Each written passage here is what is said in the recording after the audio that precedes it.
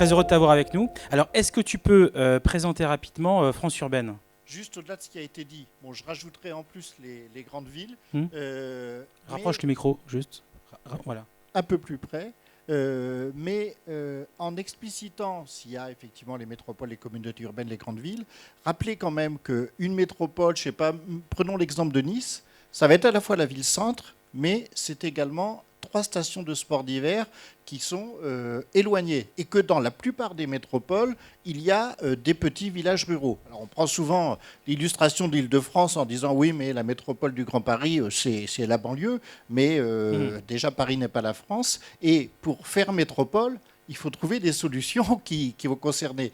J'entendais tout à l'heure la notion de ville du quart d'heure, elle est très intéressante parce qu'elle s'impose, mais en même temps, si la ville du quart d'heure ne prend pas en compte la ville de l'heure et demie, qui va être le village, la banlieue, etc., ça veut dire que nous n'aurons pas rempli notre mission. Donc, voilà, France urbaine, c'est tout ça à la fois, et c'est d'agir aussi bien sur le quotidien. C'est aussi pour ça que je ne pourrais pas rester tout l'après-midi, parce que je suis un petit peu confronté aux problématiques de rentrée scolaire, et on a également à gérer ça, en même temps que d'essayer d'être actif pour ce qui peut-être sera l'urbain dans 20 ou 30 ans.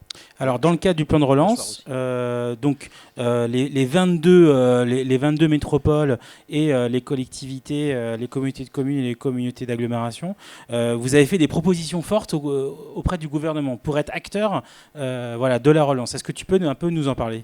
Alors, les propositions fortes, si je vous dis elles ont été écologiques et sociales, ça n'a rien d'original.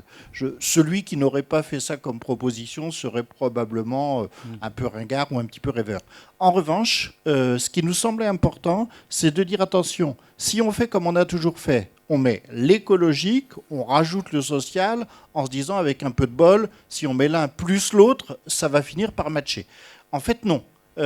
S'il n'y a pas une politique écologique qui tient compte de ces impacts sociaux ou des réalités sociales qui prennent en compte les problèmes écologiques, je vous prends une illustration. Si demain on intervient sur l'isolation des bâtiments, ça aura un impact environnemental, ça aura un impact social. Et peut-être que l'impact social est encore plus fort que l'impact environnemental.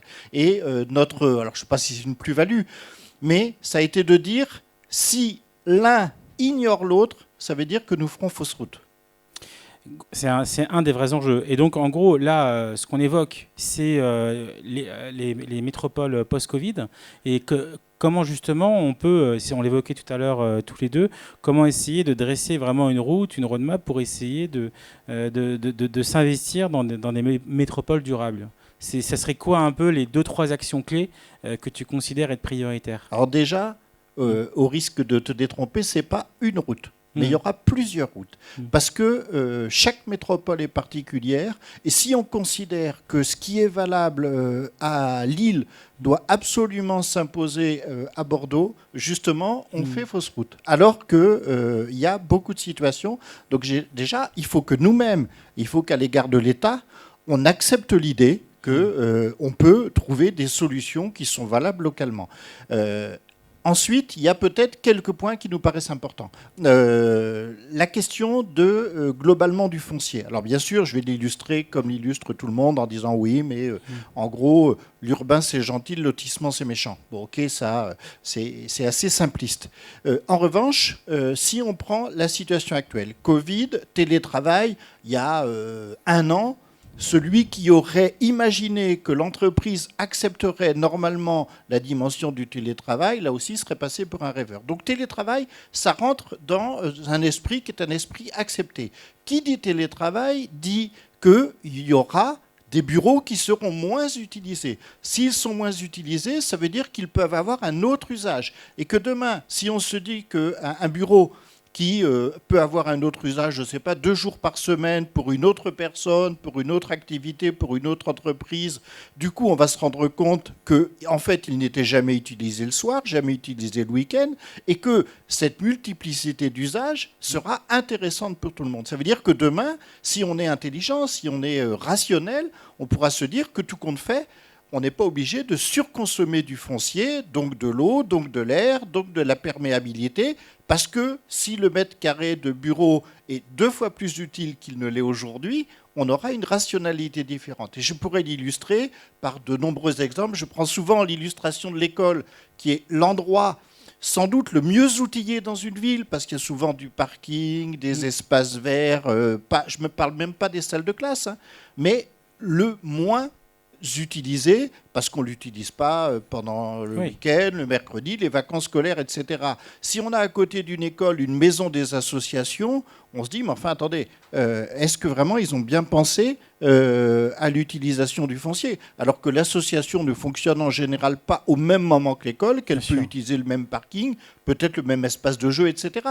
Ça se pose d'autant plus qu'aujourd'hui, bon, à la limite, l'école du 19e siècle, elle a été faite comme elle a été faite, mais il y a des écoles du 21e siècle, il faut penser dès maintenant à une multiplicité d'usages pour tout ce que l'on a. Alors je le dis pour l'école, pour les bureaux, parce que c'est sans doute ce qui choque le plus. C'est plus facile de le dire pour la voiture, pour le vélo, pour tout ça.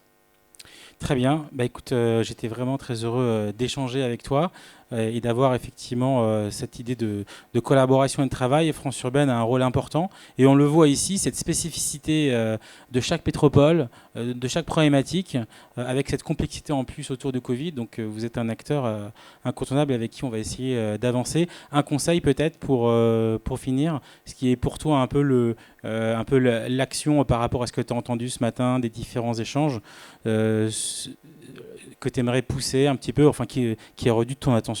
Mais ce que vous faites, ce que tu fais, continuez à échanger, continuez à partager des bonnes expériences sans penser qu'elles sont uniques, en acceptant avec humilité qu'elles peuvent concerner tel ou tel. Et je pense que l'échange est fondamental. Et que rester dans notre quant à soi en disant on a raison, mais évidemment c'est facile d'avoir raison tout seul, serait inutile. Donc le fait de le partager, c'est très utile.